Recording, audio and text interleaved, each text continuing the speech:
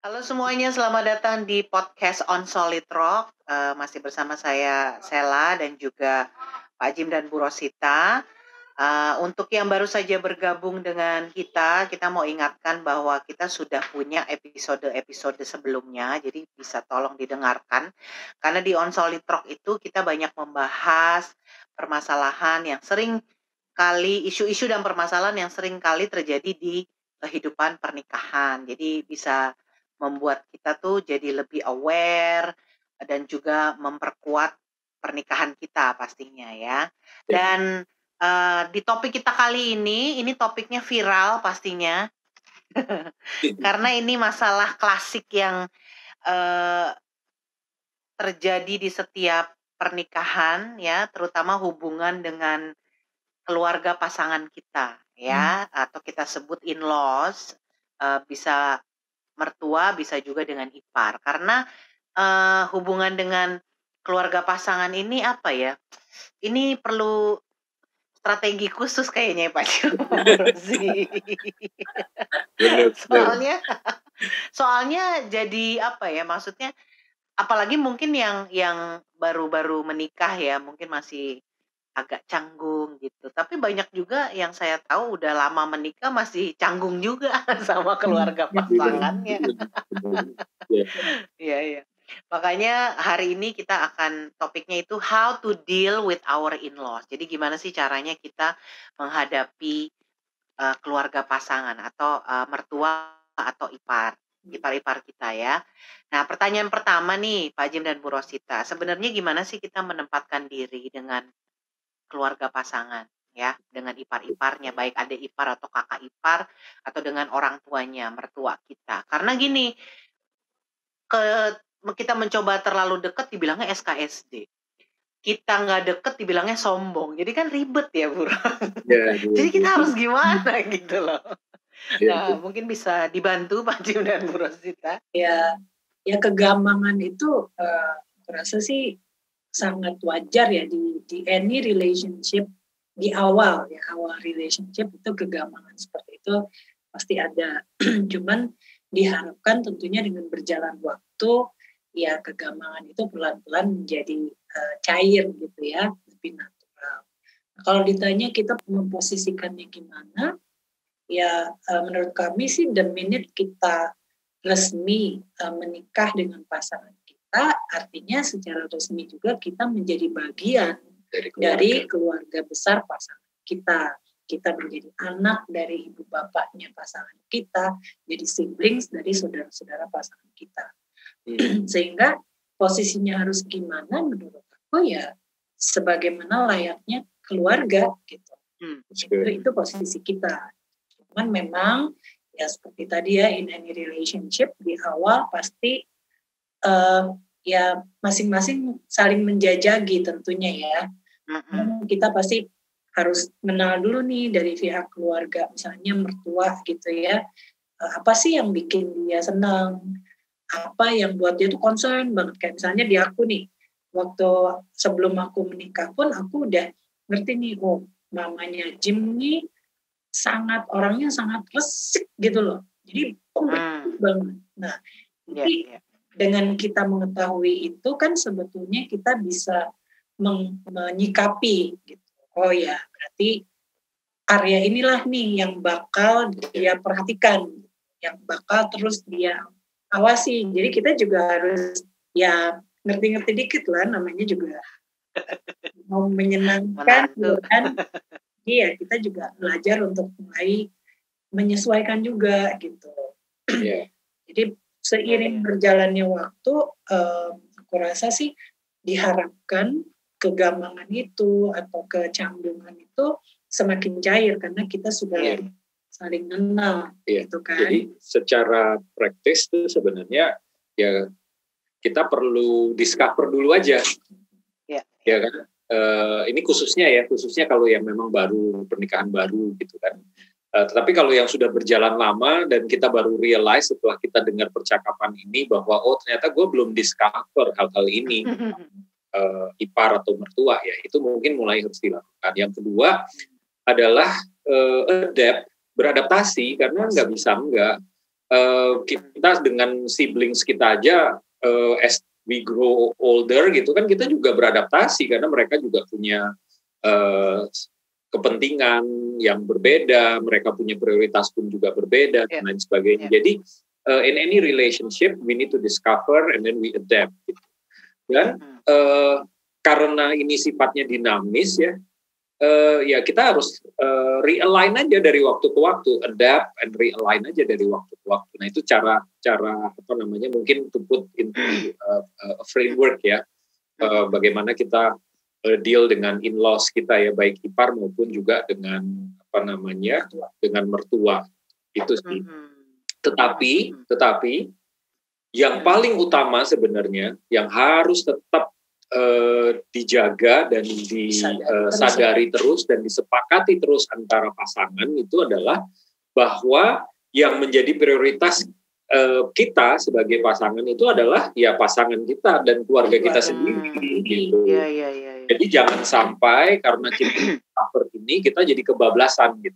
Nah kalau di sesi apa namanya di sesi yang sebelumnya kita bicara mengenai boundaries itu ya harus ada boundaries ini juga yang di set. Tetap harus ada.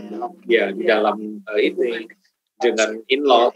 Jadi jangan sampai karena kita nggak punya boundaries itu sehingga itu menjadi pemecah gitu ya. In-laws itu jadi ada di tengah-tengah kita dan pasangan kita. Nah itu yang harus disadari. Ya. I see. Kalau istri tuh paling sebel kalau kita misalnya suami nanya terus kita jawab terus dia bilangin, oh nanti saya tanya mama dulu ya. Wah. Istri sebel banget tuh ya. Maksudnya saya berbicara mewakili istri-istri luar sana ya. Tapi kan prioritas harus keluarga kata Pak Jim dan pasangan ya. Jadi jangan apa-apa nanya sama ibunya melulu gitu ya. Tolong sekali-sekali percaya juga sama pasangannya. Nah, Pak Jim sama Bu Rosita kan melayani banyak pasangan. Sudah cukup lama juga ya. Nah, ketika melayani pasangan-pasangan di luar sana nih, ketika mereka curhat nih Pak Jim dan Bu Rosita, apa sih yang biasanya menjadi keluhan suami atau istri mengenai in-laws atau keluarga masing-masing, keluarganya masing-masing? Ya, dalam ini ya hubungan dengan in-laws ya.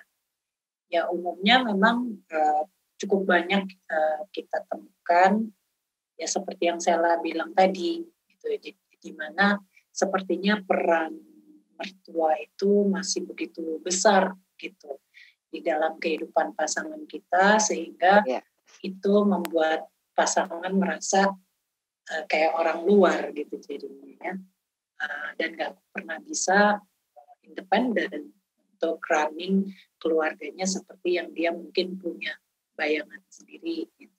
Itu memang cukup isu-isu yang cukup banyak ya. Banyak.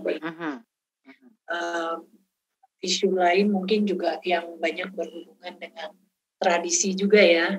Jadi tradisi keluarga yang begitu kuat dari pasangan misalnya. Sehingga ya seringkali itu pasangannya mungkin jadi terpaksa gitu ikut karena suaminya atau istrinya nggak bisa bilang enggak juga gitu. Karena itu satu tradisi yang harus gitu. Ya, itu on another ini ya secara umum sih banyak kan itu ya. Seperti itu. Ada juga yang memang cukup unik tuh karena misalnya ya mertuanya ini banyak support financially gitu. Jadi susah untuk agak susah ya. Untuk si lainnya itu susah kan banget gitu. Karena ya di satu sisi butuh tapi di satu sisi lagi merasa ya seperti dijajah juga gitu. Nggak punya ini ya, doesn't have a say karena disupport. Iya. Itu sih. Jadi rata-rata permasalahannya seputaran itu ya Pak Jim dan Bu Rosita. Nah kalau Pak Jim sama Bu Rosita ini hubungannya dengan in-laws masing-masing gimana nih sampai saat ini? Ya kalau di awal-awal pernah bermasalah mungkin kita sih nggak pernah ada masalah yang terlalu prinsip ya. Jadi mungkin ini yang bisa kita sharingkan juga ya prinsipnya ini ya. Karena kebetulan ya meskipun kita perkawinan kita nggak mulus-mulus amat, tetapi di area ini kita kita lumayan memahami konsep dan prinsipnya gitu. Jadi prinsipnya itu kan sebenarnya ada di firman Tuhan juga ya, di Matius 19 ayat 5 sampai 6. Itu di Matius 19 ayat 5 sampai 6 itu saya baca aja ya, gitu kan, dibilang di sini, dan firman-Nya, sebab itu laki-laki akan meninggalkan ayah dan ibunya dan bersatu dengan istrinya sehingga keduanya itu menjadi satu daging. Jadi ada sebuah proses, dan ini kan yang dibilang itu adalah laki-laki yang keluar dari rumahnya. Artinya apa? Secara emosional ya, si laki-laki itu secara emosional dia sudah tidak lagi depend sama keluarganya, tapi dia mempersiapkan dirinya untuk membangun sebuah keluarga baru. Jadi itu yang harus jadi tanggung jawab suami sebenarnya. Jadi when it comes to in-laws, kendali untuk supaya tidak terjadi kekisruhan atau tidak menjadi overpowering dari in-laws, itu suami punya fungsi itu sangat besar. Karena firman-Nya bilangnya itu ada di situ gitu. Ya. Nah, tentu ini semua perlu proses yang dibicarakan. Di ayat 6 dikatakan itu kan demikianlah mereka bukan lagi dua, melainkan satu. Artinya apa? Adalah tugas suami untuk membicarakan masalah ipar dan mertua ini bersama-sama gitu. Nah, jadi intinya secara emosional si suami itu tidak lagi depend sama keluarganya, ya, tetapi dia harus lebih depend kepada keluarga intinya yang sedang dia bangun. Jadi secara emosional dia nggak boleh terlalu attach lagi di sana gitu. Harus sama pasangannya. Harus sama pasangannya. Nah, kebanyakan pasangan-pasangan tidak mengetahui itu. Karena alasan-alasan yang tadi disebutkan sama Rosita, ada tradisi dan lain sebagainya. Jadi semua alasan itu dijadikan justifikasi untuk membuat keputusan-keputusan di dalam perkawinan. Nah, seharusnya itu kan bukan alasan-alasan itu yang dijadiin justifikasi. Yang harus dijadikan landasan itu kan prinsip firman Tuhannya. Nah, karena sudah ada prinsipnya, bagaimana sih aplikasinya?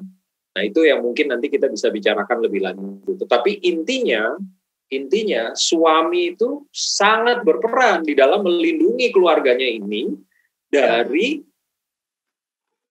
involvement yang berlebihan dari ipar maupun mertuanya. Itu tugas suami.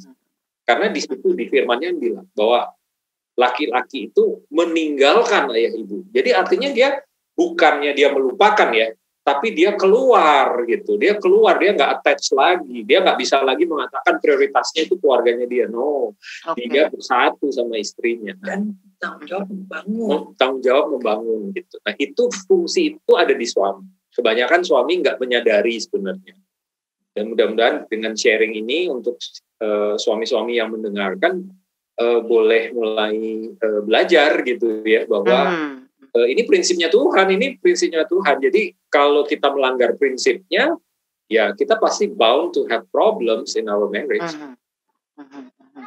Jadi dari awal sampai sekarang hubungan Pak Jim dan Bu Rosita dengan ipar-ipar itu mulus ya, bisa dikatakan oke lah, mulus. Ya, kita ada konflik dari waktu ke waktu, tapi konfliknya itu bukan konflik prinsip, karena kan perbedaan cara dan lain sebagainya. Tetapi kenapa kita jadi nggak pernah konflik secara prinsip? Karena di awal kita berdua itu set rules of engagement-nya ke ipar dan ke mertua, kita sama-sama sepakat. Oke. Dari kamu? Nah, ya, dari Bu Rosita ada tambahan? Ya, yang tadi Jim katakan itu bahwa suami itu punya peran besar ya untuk melindungi kesehatan hubungan di dalam pernikahan keluarganya. Ya, termasuk kemungkinan intervensi dari in-laws itu ya. Jadi, as for the one sendiri, karena kan nggak banyak suami dan istri yang tidak memahami ini ketika masuk ke dalam pernikahan. Sehingga dari awal ketika itu sudah terjadi mungkin masih suka-sukanan karena nggak enak, aku tersinggung gitu ya. Jadi, nah disinilah sekali lagi keterbukaan, komunikasi itu harus dari awal memang harus berani dibangun. Betul. Sebagai istri misalnya, karena banyak di banyak kasus, kalau misalnya ini kasusnya mertua dari pihak orang tua dari pihak suami gitu ya, yang dominan banget, di banyak kasus istri ya either dia mendem, tapi akhirnya jadi ribut terus sama suaminya. Iya. Aku ingat satu contoh contoh anak-anak kita itu sekolah sangat muda, dari sangat muda. Umur 1,5 tahun anak-anak kita itu sudah sekolah gitu, dan itu memang kita sepakati gitu. Nah, rupanya 1,5 tahun sudah sekolah ini untuk ibu saya itu bukan satu hal yang dia approve gitu loh. Kasihan gitu, masih kecil tuh gitu kan. Karena dulu sekolah kan baru umur 5 tahun gitu kan. Iya. Jadi 1,5 tahun anak-anak kita udah sekolah, memang nggak setiap hari tapi seminggu 3 kali, dan ibu kita tahu gitu loh anak-anak kita sekolah gitu. Jadi dia tuh ini gitu. Nah, disitulah waktu itu sempat tuh ibu saya tuh sempat mulai dia nggak ngomong ke saya langsung gitu ya. Tapi ya dia ngomongnya ke Rosita gitu. Dia nggak berhasil ngomong ke Rosita, dia ngomong ke kakak saya gitu, suruh ngomong ke kamu bilang adik kamu gitu. Jadi Rosita dia ngomong, jadi mulai ini dengan iparnya kan. Nah, itulah di waktu itu saya harus melindungi keluarga saya. Karena apa? Karena saya sama Rosita kan sepakat anak-anak mulai sekolah waktu umur 1,5 tahun. Gitu. Jadi di situ contoh yang real itu contoh real lah ya. Bagaimana kita harus melindungi. Nah, waktu itu ya memang saya bicara sih sama ibu saya. Gitu. Ya, ini yang kita mau untuk anak-anak kita gitu. Jadi aku cuma bilang mama harus kasih saya peluang untuk membangun anak-anak saya dengan cara ini, bukan dengan cara yang mama tahu gitu. Nah, itu saya lakukan. Tadi Bu Rosita kan sempat mention juga ketika melayani Mute sel. Maaf, aduh kepencet. Banget. Emang ini ya hot topic soalnya.